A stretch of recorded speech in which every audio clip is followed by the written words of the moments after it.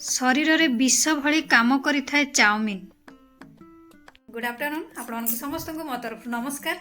आशा करुच्ची आपण माने समस्ते भलरे थिबे। ताले चलंतु वीडियो आरंभ करिबा।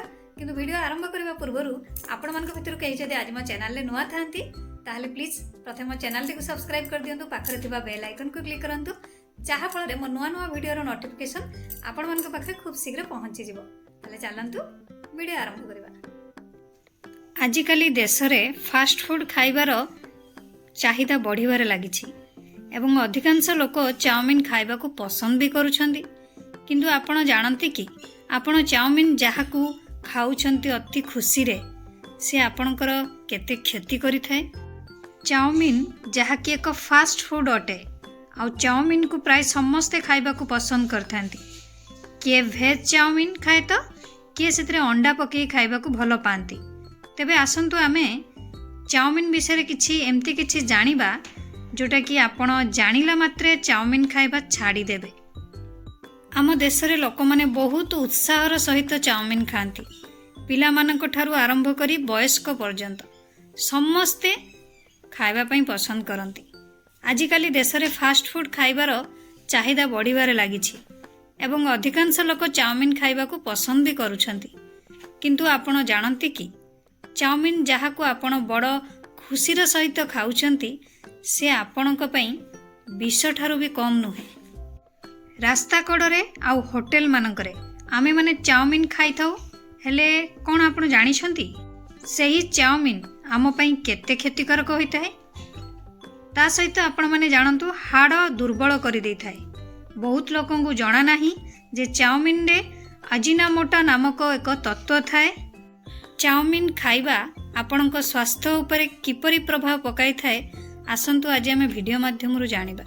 फास्ट रे पेट जंत्रणा समस्या जोटा कि मैदा स्वास्थ्य पई कदापि लाभदायक होई परिबो नाही, एटा समस्ते आपण माने जानिछंती। चाउमिन हमर मैदा रे तयारी होई थाए, तेणु एहाकू खाइबा द्वारा पेट संबंधी अनेक समस्या होई थाए।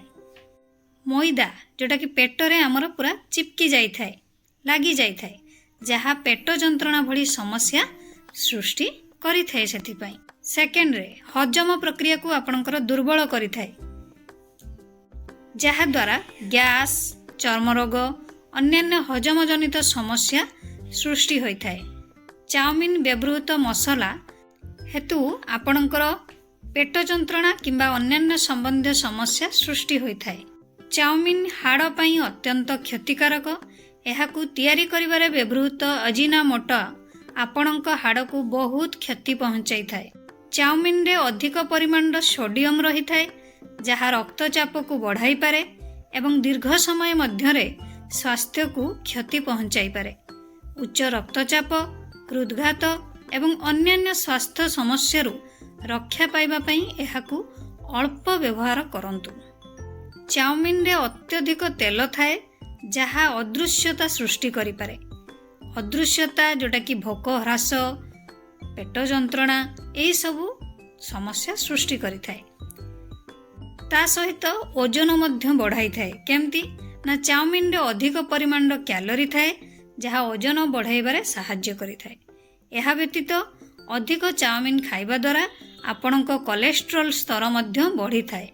अधिक कैलोरी खाइबा द्वारा मेदबहुलता, मधुमेह, हृदरोग एवं अन्यान्य समस्या मध्य देखा देई थाए। चाउमिन रे अधिक परिमाण सोडियम थाए, तेल थाए, जहा द्वारा चर्म हमर शुष्क हो जाई थाए, जहा कि हाड़ को दुर्बल करिवार काम करि थाए। जदि आपण अत्यधिक चाउमिन खाउछंती ताहले आपणक हाड़ दुर्बल हेबार अधिक संभावना अछि। ता सहित मोटापण बढ़ाई थाए। जो माने प्रतिदिन चाउमिन खाई थांती तांको शरीर रे चर्बी मध्य जमा हो जाई थाए, जहा द्वारा आगो को भविष्य रे अनेक रोगर सामना करबा को पड़ी पारे। चाउमिन खाइबा द्वारा कैंसर भली बड़ रोग मध्य हेबार संभावना थाए।